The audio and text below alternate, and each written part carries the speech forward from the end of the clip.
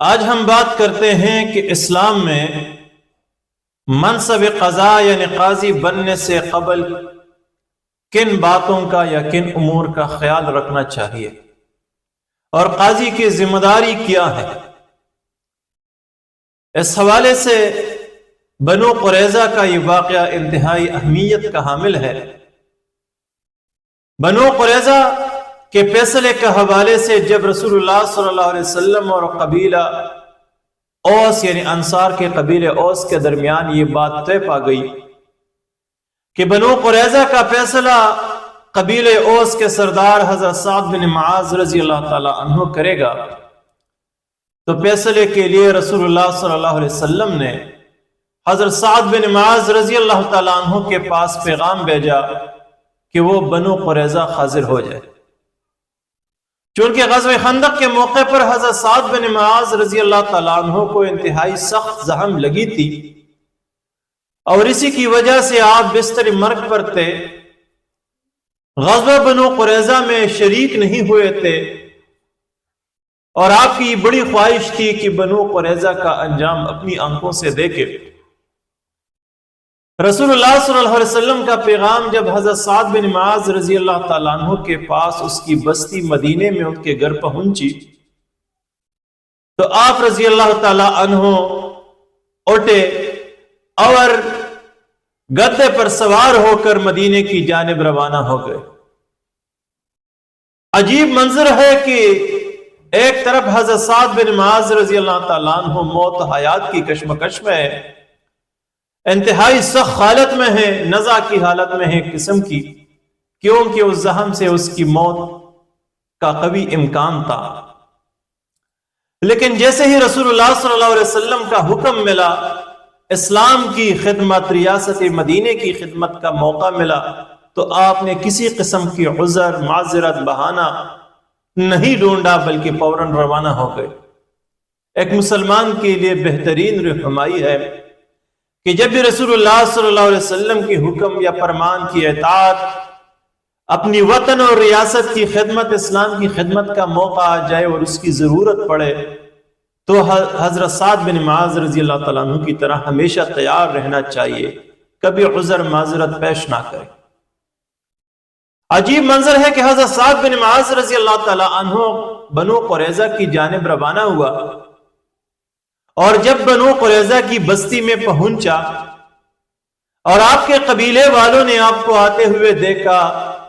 تو فوراً آپ کے گرد جمع ہو گئے، آپ پر زور ڈالنے لگے کہ بنو قریظہ کے حوالے سے نرمی سے کام لے، احسان کا معاملہ کرے، اور جو کچھ اس سے قبل قبیلہ غطفان، اس سے قبل بنو قنقاع کے ساتھ یا بنو نذیر کے ساتھ ہوا تھا جو معاملہ، وہی معاملہ اگر بنو قریظہ کے ساتھ کیا جائے تو بہتر ہے۔ لیکن مسلسل جب قوم کی جانب سے اصرار بڑھ گئی تو حضرت سعد بن معاذ رضی اللہ تعالیٰ عنہ نے فرمایا کہ اب وقت آ چکا ہے کہ حضرت سعد اللہ کے حوالے سے کسی ملامت گر کی ملامتی کی پرواہ نہ کرے۔ آپ کی قوم آپ کا اشارہ سمجھ گیا اور سیرت نگار لکھتے ہیں کہ بعض تو اسی وقت روانہ ہو گئے اور مدینہ آ گئے اور مدینے میں خبر پھیلا دی کہ انصار کی جانب سے کہ بنو قریظہ کے قتل کا فیصلہ ہو چکا ہے۔ اب عجیب منظر ہے کہ حضرت سعد بن معاذ رضی اللہ تعالیٰ عنہ انتہائی زخمی حالت میں ہے، قوم آپ کے ارد گرد ہے، آپ کی اصرار کر رہے ہیں، وہی قوم جو حضرت سعد بن معاذ رضی اللہ تعالیٰ عنہ کے ایک اشارے پر قربان ہوتی تھی، اپنی جان مال اور اہل و عیال قربان کرتے تھے، بلکہ حتیٰ کہ حضرت سعد بن معاذ رضی اللہ تعالیٰ عنہ کے ایمان لانے پر اپنی اس پوری قوم نے اپنا عقیدہ بھی تبدیل کیا، مسلمان ہو گئے۔ یعنی اتنے محبت کرنے والے تھے اپنے قائد سے، اتنی اطاعت گزار اور فرمانبردار تھے اپنے قائد حضرت سعد بن معاذ رضی اللہ تعالیٰ عنہ کی، لیکن حضرت سعد بن معاذ رضی اللہ تعالیٰ عنہ نے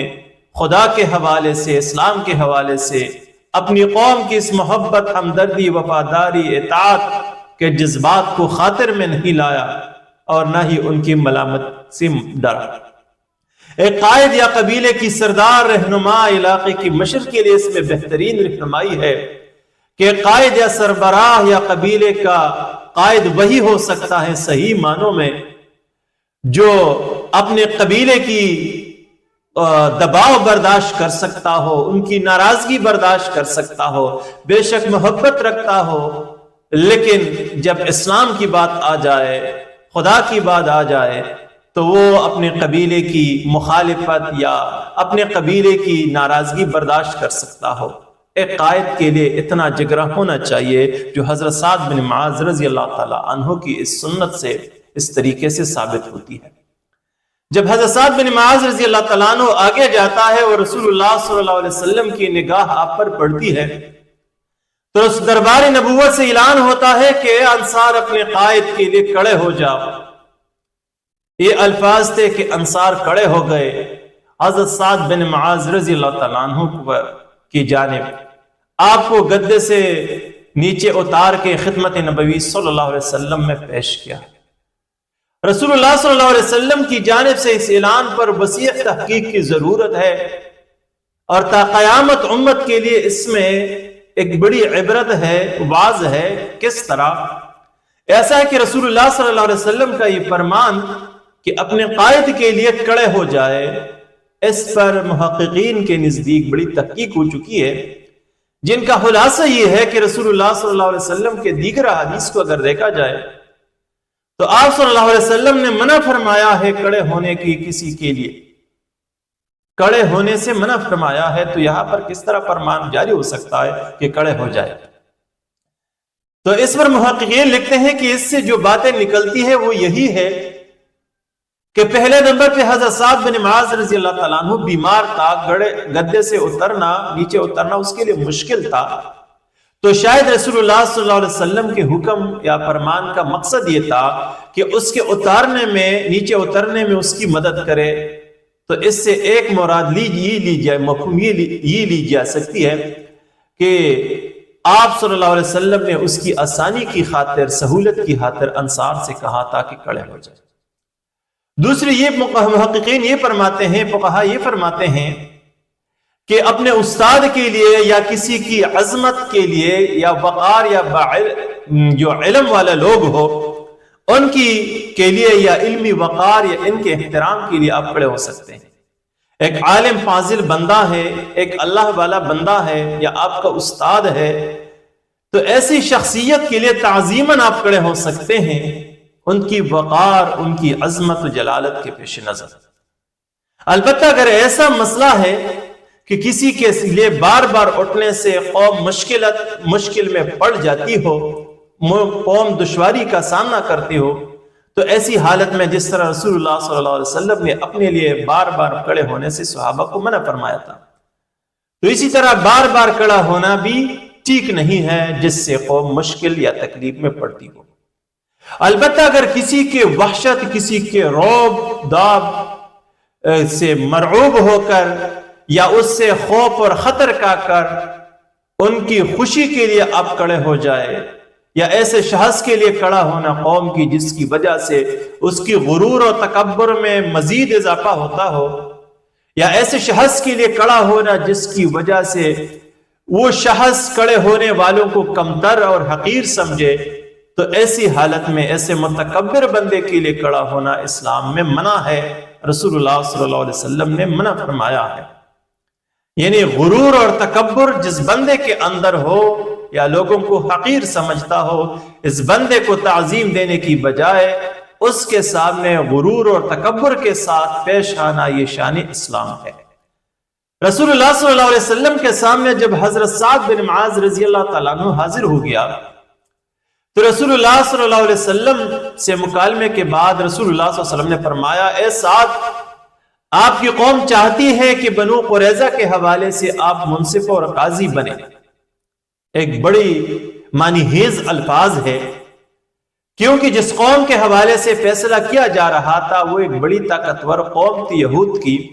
اور فیصلہ بھی بڑا سخت تھا، کیونکہ اس میں 6 سے لے کر 700 تک لوگوں کے درمیان لوگوں کی قتل تھی، پورے قوم، پورے قبیلے کی تباہی تھی۔ ایسی سخت مشکل مرحلے میں رسول اللہ صلی اللہ علیہ وسلم نے فرمایا کہ اے سعد، یہ قوم چاہتی ہے کہ آپ منصب بنے، قاضی بنے، آپ کی قوم چاہتی ہے۔ مطلب اگر ایسا فرماتا کہ آپ قاضی بنے تو ممکن ہے کہ دشمنان اسلام بعد میں ریسرچ کے بعد یہی کہتے کہ رسول اللہ صلی اللہ علیہ وسلم خود این بنو قریظہ کے حوالے سے فیصلہ کرنا نہیں کر سکتے تھے، تو اس نے انصار کو آگے کر دیا۔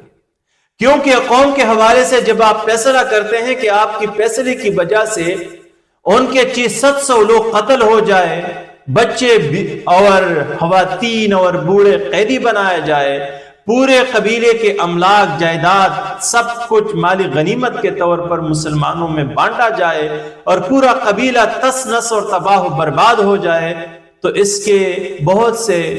اثرات پڑ سکتے ہیں مستقبل میں۔ جس طرح عصر حاضر میں ہم دیکھتے ہیں کہ قاضی صاحب بڑا دلیر ہوتا ہے، کمزور کے مقابلے میں بے یار و مددگار کے حوالے سے بڑا مضبوط اور دلیر اور طاقتور ہوتا ہے، لیکن جب طاقتور کا فیصلہ آ جاتا ہے تو اس کے پھر پاؤں لرزنے شروع ہوتے ہیں، وہ فیصلہ نہیں کر سکتا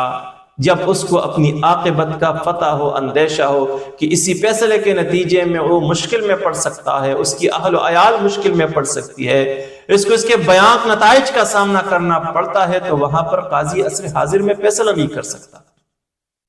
لہٰذا اس اہم موقع پر رسول اللہ صلی اللہ علیہ وسلم کا یہ فرمان کہ یہ سعد یہ لوگ چاہتے ہیں کہ آپ ان کا قاضی بنے، ان کے فیصلہ کرے، یعنی مطلب آپ کا قاضی بننا آپ کے قوم کی خواہش کے مطابق ہے۔ حضرت سعد بن معاذ رضی اللہ تعالیٰ عنہ نے جب رسول اللہ صلی اللہ علیہ وسلم کا یہ فرمان سنا تو آپ عرض کرتے ہیں کہ اے اللہ کے رسول، اگر میں قاضی بنا تو کیا میرا فیصلہ سب پر نافذ ہوگا؟ قوم نے جواب دی کہ ہاں، سب پر نافذ ہوگا۔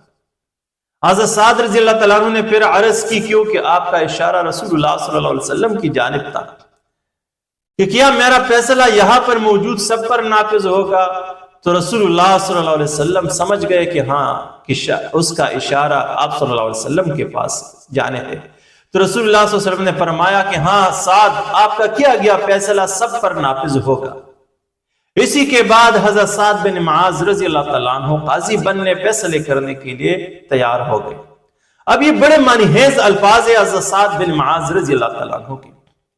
کہ آپ نے ڈائریکٹ منصب قضا قبول نہیں کی، بلکہ پہلے آپ نے معلومات کرنی چاہیے کہ اگر میں فیصلہ کروں تو اس کی حقیقت کیا ہوگی، کیا اس پر عمل درآمد ممکن ہے کہ نہیں۔ عصر حاضر کے لیے واضح ہدایات اور رہنمائی اس میں ہے کہ آج قاضی بننے سے قبل قاضی کو سوچنا چاہیے کہ کیا وہ قاضی بننے کا حقدار ہے کہ نہیں ہے۔ محض مفادات کی خاطر، جاہ و جلال کے حصول کی خاطر، شہرت کی حاصل، طاقت کے حصول کے لیے، پروٹوکول کی حصول کے لیے قاضی بننا الگ بات ہے، لیکن اس کو اپنی ذمہ داریوں اور اپنے عہدے کی حساسیت اور اہمیت کا پتہ ہونا چاہیے۔ دوسری، جس فیصلے کے حوالے سے جس مقدمے میں وہ قاضی بنتا ہو تو اس کو معلوم ہونا چاہیے کہ کیا اس کے کیے گئے فیصلے پر عمل درآمد ممکن ہو سکتا ہے کہ نہیں ہو سکتا۔ کیا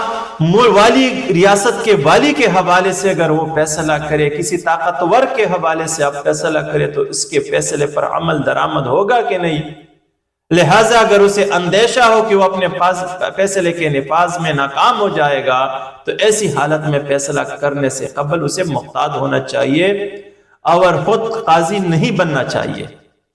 کیونکہ اگر ایک ایسا قاضی جو طاقتور کے حوالے سے فیصلہ نہیں کر سکتا یا فیصلہ کرنے کے حوالے سے کرنے کے بعد عمل درآمد نہیں کروا سکتا، تو ایسے قاضی کے لیے قاضی بننا سے بہتر ہے کہ کوئی معاشی منڈی میں چلا جائے۔ پھر انسانوں کے اندر اگر وہ فیصلہ کرتا ہے تو اپنے اس عہدے کی توہین کرتا ہے، کیونکہ مسلمانوں کی تاریخ یہ ہے۔ مثال کے طور پہ حضرت عمر فاروق رضی اللہ تعالیٰ عنہ نے اپنی دور خلافت میں جب ذمہ داریاں بڑھ گئی تو آپ نے ایک چیف جسٹس کا عہدہ تخلیق کیا اور حضرت علی کرم اللہ وجہہ کے سامنے اسے پیش کیا کہ اے علی، ریاست کے امور زیادہ ہو گئے، میرے لیے اس کا سنبھالنا مشکل ہے، لہٰذا آپ چیف جسٹس بنے، قاضی بنے۔ تو ایسا نہیں کہ حضرت علی کرم اللہ وجہہ فوراً چیف جسٹس بننے کے لیے، قاضی قضات بننے کے لیے تیار ہو گئے، بلکہ آپ نے گزارش کی کہ اے عمر اگر میں قاضی بن گیا اور میں نے فیصلہ کیا اور پھر وہ فیصلہ آپ کے مزاج کے خلاف ہو تو آپ کیا کریں گے؟ کیا میرے فیصلے پر اعتراض اٹھائیں گے یا عمل درآمد میں تاخیر کریں گے یا انکار کریں گے؟ کیا ہوگا اس کا نتیجہ؟ تو حضرت عمر فاروق رضی اللہ تعالیٰ عنہ نے فرمایا کہ اے علی، جب آپ قاضی بنیں گے تو آپ کے فیصلے پر عمل درآمد ہوگا۔ اب میں کسی بھی مرحلے میں آپ کی مخالفت نہیں کر سکتا، صرف اس حالت میں کہ جب آپ کا فیصلہ قرآن و سنت کے منافی ہو تو وہاں پہ پھر میں اختلاف کروں گا، لیکن جب تک آپ کا فیصلہ انصاف کے اصولوں پر مبنی قرآن و سنت کے مطابق ہوگا تو میں بھی اسے رد نہیں کر سکتا۔ تب حضرت علی کرم اللہ وجہہ قاضی بنا اور آپ نے قضا کا منصب سنبھالا۔ خود حضرت علی کرم اللہ وجہہ کے دور خلافت کو آپ دیکھیں کہ آپ بھی مقدمہ عدالت میں لیتے تھے اور قاضی شرح کے سامنے ایک مدعی کی طرح کڑے ہوتے تھے، نہ کہ ایک امیر المؤمنین کی طرح، اور آپ بھی قاضی کے فیصلے پر عمل درآمد میں پابند تھے۔ یا آسان سی مثال خلیفہ ہارون الرشید خلافت عباسیہ میں اگر آپ دیکھیں کہ جب خلیفہ ہارون الرشید نے امام ابو حنیفہ رحمہ اللہ کے سامنے منصب قضا پیش کی، چیف جسٹس بننا چاہا، تو امام ابو حنیفہ رحمہ اللہ نے عرض کی کہ امیر المؤمنین میں یہ منصب قبول نہیں کر سکتا، کیونکہ اگر میں قبول کروں اور پھر کہیں نہ کہیں موقع پر میرا فیصلہ ریاست کے والی اور حکمران کے خلاف آ جائے تو پھر وہاں پر ریاست کا والی اس پر عمل درآمد نہیں کرے گا، لہٰذا میں اپنے عہدے کے ساتھ انصاف نہیں کر سکتا اور میں یہ عہدہ قبول نہیں کر سکتا۔ تو یہ ہماری اسلاف کی اکابرین کی تاریخ ہے، اسلام کی تاریخ ہے، بڑی اس حوالے سے بہت سی مثالیں موجود ہیں کہ وہی خوددار لوگ وہاں پر قاضی بنتے ہیں جہاں پر اسے یقین ہو کہ وہ انصاف کے اصولوں پر فیصلہ کر سکتا ہے یا اپنے فیصلے پر عمل درآمد کروا سکتا ہے، ظالم کے خلاف کھڑا ہو سکتا ہے یا اپنے فیصلے کے نتیجے میں اپنی جان اور اپنی اہل و عیال کی قربانی دے سکتا ہے، اس کے حوالے سے ڈرتا نہیں ہے، زمانے سے یا لوگوں سے مغلوب نہیں ہو سکتا۔ ایسا نہیں کہ عصر حاضر میں کسی بندے کو پتہ نہیں چلتا کہ کہاں سے قاضی بن گیا، کہاں سے منصب قضا پر فائز ہوا، فیصلے کہاں سے آتے ہیں اور کس کے حق میں ہوتے ہیں، فیصلے کے نتائج کیا ہوتے ہیں اور کس طرح نافذ ہوتے ہیں،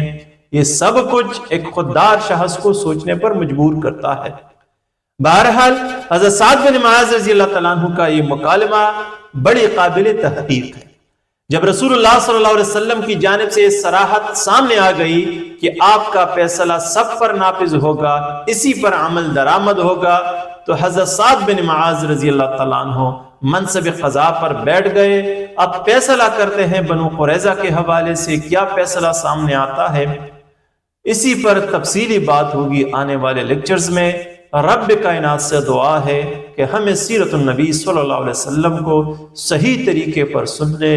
پڑھنے، سمجھنے اور اس پر عمل کی توفیق عطا فرمائے۔ وآخر دعوانا ان الحمد للہ رب العالمین۔